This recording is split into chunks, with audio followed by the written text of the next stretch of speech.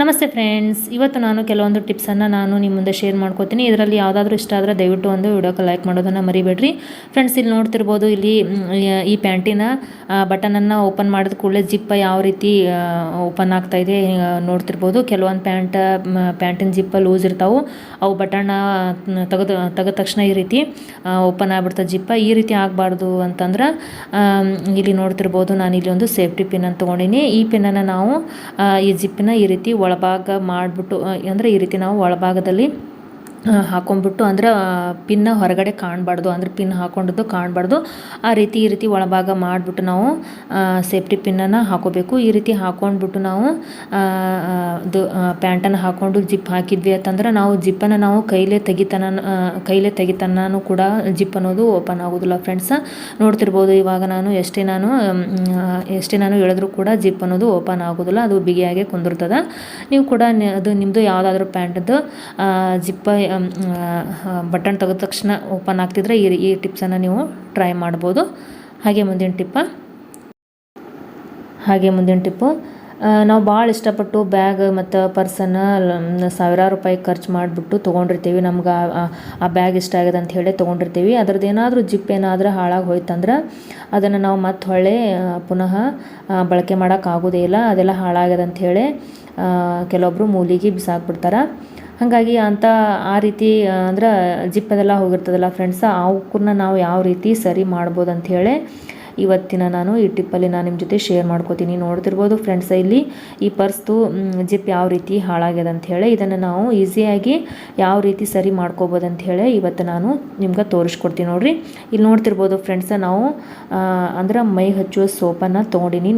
ನೀವು ಯಾವ ಸೋಪನ್ನು ಬಳಸ್ತಿರಲ್ಲ ಆ ಸೋಪ್ ಬೇಕಾದರೂ ತೊಗೋಬೋದು. ನಾನಿಲ್ಲಿ ಲೈಕ್ ಬಾಯ್ ಸೋಪನ್ನು, ಅಂದ್ರೆ ನಮ್ಮ ಮನೇಲಿ ಯಾವ್ದು ಬಳಸ್ತೀವಲ್ಲ ಆ ಸೋಪನ್ನು ತೊಗೊಂಡ್ಬಿಟ್ಟು ನಾನಿಲ್ಲಿ ಈ ಪರ್ಸ್ದ ಎಲ್ಲ ಕಡೆನೂ ನಾನು ಈ ರೀತಿ ಅಂದ್ರೆ ಜಿಪ್ಪನ್ನು ಹಾಕ್ತೇವಲ್ಲ ಅಲ್ಲೆಲ್ಲ ಪೂರ್ತಿಯಾಗಿ ಎಲ್ಲ ಕಡೆ ನಾನು ಈ ರೀತಿ ರಬ್ ಮಾಡಾಕತ್ತೀನಿ.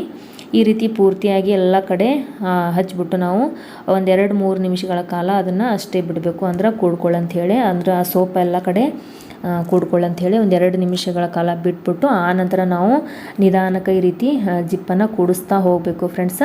ಈ ರೀತಿ ನಾವು ಎಲ್ಲ ಕಡೆ ಹಚ್ಬಿಟ್ಟು, ಅಂದರೆ ಸೋಪನ್ನು ಹಚ್ಬಿಟ್ಟು ನಾವು ಒಮ್ಮೆ ಜೋರಾಗ ಎಳಿಬಾರ್ದು, ನಿಧಾನಕ್ಕೆ ನಾವು ಈ ರೀತಿ ಮಾಡ್ಕೋತಾ ಬಂದ್ವಿ ಅಂತಂದ್ರೆ ಜಿಪ್ ಎಂಬುದು ಪೂರ್ತಿಯಾಗಿ ಕೂಡ್ಕೊಳ್ಳುತ್ತೆ. ನಾವು ಬಳಸುವಂಥ ಪರ್ಸು ಮತ್ತು ಪಾಕೆಟ್ದು ಏನಾದರೂ ಜಿಪ್ ಹೋಗಿತ್ತಂದ್ರೆ ಅದು ಹಾಳಾಗಿದೆ ಅಂತ ಹೇಳಿ ಅದನ್ನು ನಾವು ಬಿಸಾಕೋ ಬದಲಾಗಿ ನಾವು ಮನೆಯಲ್ಲೇ ಈ ರೀತಿ ನಾವು ಈ ಟಿಪ್ಪನ್ನು ಫಾಲೋ ಮಾಡಿಬಿಟ್ಟು ನಾವು ಜಿಪ್ಪನ್ನು ಸರಿ ಮಾಡ್ಕೋಬೋದು. ನಿಮಗೇನಾದರೂ ಈ ಟಿಪ್ ಇಷ್ಟ ಆಯ್ತಂದ್ರೆ ದಯವಿಟ್ಟು ಒಂದು ವಿಡಿಯೋಗೆ ಲೈಕ್ ಮಾಡೋದನ್ನು ಮರಿಬೇಡಿ ಫ್ರೆಂಡ್ಸ್. ಇಲ್ಲಿ ನೋಡ್ತಿರ್ಬೋದು ಎಲ್ಲ ಕಡೆ ಪೂರ್ತಿಯಾಗಿ ಜಿಪ್ ಯಾವ ರೀತಿ ಕೂಡ್ಕೊಂಡದ, ಯಾವ ರೀತಿ ಸರಿ ಆಯ್ತು ಅಂಥೇಳಿ ನೀವೇ ನೋಡ್ತಿರ್ಬೋದು ಫ್ರೆಂಡ್ಸ. ಹಾಗೆ ಮುಂದಿನ ಟಿಪ್ ಏನಂದ್ರೆ, ನಾವು ಮನೆಯಲ್ಲಿ ಬಳಸುವ ಈ ರೀತಿ ಸ್ಟೀಲ್ ಡಬ್ಬದ ಮುಚ್ಚಳ ಏನಾದರೂ ಒಂದೊಂದು, ಅಂದರೆ ಸಕ್ಕರೆ ಡಬ್ಬಿ ಮತ್ತು ತುಪ್ಪದ ಡಬ್ಬಿ ಮುಚ್ಚಳ ಇರ್ತಾವಲ್ಲ ಫ್ರೆಂಡ್ಸ, ಒಂದೊಂದು ಡಬ್ಬದ ಮುಚ್ಚಳ ತುಂಬ ಲೂಸ್ ಇರ್ತಾವೆ. ನೋಡ್ತಿರ್ಬೋದು ಈ ರೀತಿ ಕೈಯಿಂದ ಅಂದರೆ ಎತ್ತಿದ ಕೂಡಲೇ ಯಾವ ರೀತಿ ಮುಚ್ಚಳ ಎಂಬುದು ಮ್ಯಾಗ್ ಬರಾಕತ್ತದ ಅಂಥೇಳಿ. ಈ ರೀತಿ ಏನಾದರೂ ತುಪ್ಪದ ಡಬ್ಬೆ ಅನ್ನೋದು ಅದ್ರ ಮುಚ್ಚಳ ಏನಾದರೂ ಲೂಸ್ ಇತ್ತಂದ್ರೆ ನಾವು ಕೈಯಿಂದ ಡಬ್ಬಿನ ಮ್ಯಾಗ್ ಎತ್ತಿದ ಕೂಡಲೇ ಮುಚ್ಚಳ ಎಂಬುದು ಬಿದ್ದುಬಿಟ್ಟು ಕೆಳಗಡೆ ತುಪ್ಪ ಮತ್ತು ಸಕ್ಕರೆ ಎಂಬುದೆಲ್ಲ ಚೆಲ್ಬಿಡ್ತದೆ. ಆ ರೀತಿ ಆಗಬಾರ್ದು. ಮುಚ್ಚಳ ಎಂಬುದು ಬಿಗಿಯಾಗಿ ಕೂರ್ಕೋಬೇಕಂದ್ರೆ ಯಾವ ರೀತಿ ನಾವು ಮಾಡ್ಬೋದು ಅಂತಂದರೆ, ಇಲ್ಲಿ ನೋಡ್ತಿರ್ಬೋದು ಫ್ರೆಂಡ್ಸ, ಒಂದು ಕ್ಯಾರಿ ಬ್ಯಾಗನ್ನು ತೊಗೊಂಡ್ಬಿಟ್ಟು ಅದಕ್ಕೆ ಈ ರೀತಿ ಡಬ್ಬಿ ಮ್ಯಾಗ ಹಾಕ್ಬಿಟ್ಟು ಆನಂತರ ಮುಚ್ಚಳ ಮುಚ್ಚಿ ನೋಡ್ರಿ.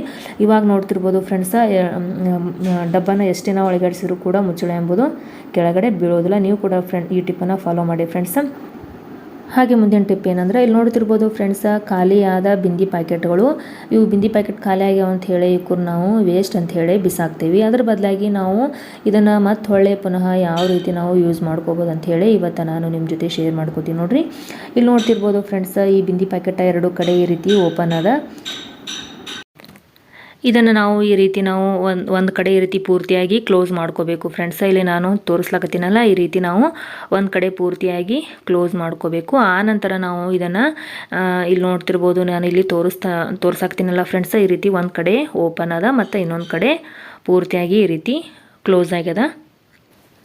ಈ ಓಪನ್ ಇದ್ದ ಜಾಗದಲ್ಲಿ ನಾವು ಈ ರೀತಿ ನಮ್ಮ ಕಡೆ driving licence, Aadhaar card, PAN card ಅವೆಲ್ಲ ಇರ್ತಾವಲ್ಲ ಫ್ರೆಂಡ್ಸ, ಅವ್ರು ನಾವು ಸಾಮಾನ್ಯವಾಗಿ ನಮ್ಮ ಬ್ಯಾಗಲ್ಲಿ ನಾವು ಇಟ್ಕೊಂಡಿರ್ತೀವಿ. ನಮಗೇನಾದರೂ ಸಡನ್ನಾಗಿ ಡ್ರೈವಿಂಗ್ ಲೈಸೆನ್ಸ್ ಬೇಕು, ಆಧಾರ್ ಕಾರ್ಡ್ ಬೇಕು ಅಂತಂದರೆ ನಾವು ಬ್ಯಾಗನ್ನೆಲ್ಲ ನಾವು ಕಿತ್ತಾಡ್ಕೋತಾ ಕುಂದಿರ್ತೀವಿ. ಆವಾಗ ಸಡನ್ನಾಗಿ ನಮ್ಮ ಕೈಗೆ ಯಾವುದೂ ಇಟ್ಕೋದಿಲ್ಲ. ಅದ್ರ ಬದಲಾಗಿ ನಾವು ಈ ರೀತಿ ನಾವು ಬಿಂದಿ ಪ್ಯಾಕೆಟ್ನಲ್ಲಿ ನಾವು ಈ ರೀತಿ ಎಲ್ಲ ಕಾರ್ಡ್ಸ್ಗಳನ್ನು ನಾವು ಈ ರೀತಿ ಸ್ಟೋರ್ ಮಾಡಿಟ್ಬಿಟ್ಟು ಆಮೇಲೆ ನಾವು ನಮ್ಮ ಬ್ಯಾಗ್ನಲ್ಲಿ ಇಟ್ಕೊಂಡಿವಿ ಅಂತಂದರೆ ಎಲ್ಲನೂ ಸೇಫಾಗಿ ಇರ್ತಾವೆ. ನಮಗೆ ಸಡನ್ನಾಗಿ ಏನಾದರೂ ಬೇಕತ್ತಂದ್ರೆ ಯಾವುದಾದ್ರೂ ಕಾರ್ಡ್ ಬೇಕತ್ತಂದ್ರೆ ಈ ಬಿಂದಿ ಪ್ಯಾಕೆಟನ್ನು ತೆಗೆದ್ಬಿಟ್ಟು ಅದರಿಂದ ನಾವು ತೊಗೊಂಡ್ಬಿಟ್ಟು ಯೂಸ್ ಮಾಡ್ಕೋಬೋದು. ಅಂದ್ರೆ ಎಲ್ಲನೂ ಒಂದೇ ಕಡೆ ಸೇಫ್ ಆಗಿರ್ತಾವೆ ಮತ್ತು ಸಡನ್ನಾಗಿ ನಮ್ಮ ಕೈಗೆ ಎಟಕ್ತಾವೆ. ಹಾಗೆ ಫ್ರೆಂಡ್ಸ್, ಈ ವಿಡಿಯೋ ಏನಾದರೂ ಇಷ್ಟ ಆಯ್ತಂದ್ರೆ, ಎಲ್ಲ ಟಿಪ್ಸ್ಗಳಲ್ಲಿ ನಿಮ್ಗೆ ಯಾವ್ದಾದ್ರು ಟಿಪ್ ಇಷ್ಟ ಆಯ್ತಂದ್ರೆ ದಯವಿಟ್ಟು ಒಂದು ವಿಡಿಯೋಕ್ಕೆ ಲೈಕ್ ಮಾಡೋದನ್ನು ಮರಿಬೇಡ್ರಿ. ಹಾಗೆ ಚಾನಲ್ಗೆ ಇನ್ನೂ ಸಬ್ಸ್ಕ್ರೈಬ್ ಆಗಿಲ್ಲ ಅಂದರೆ ದಯವಿಟ್ಟು ಸಬ್ಸ್ಕ್ರೈಬ್ ಆಗಿ. ಹಾಗೆ ನಾನು ಮುಂದಿನ ವಿಡಿಯೋದಲ್ಲಿ ನಿಮಗೆಲ್ಲ ಭೇಟಿ ಆಗ್ತೀನಿ ಫ್ರೆಂಡ್ಸ್. ಅಲ್ಲಿ ತನಕ ಎಲ್ಲರಿಗೂ ಬಾಯ್.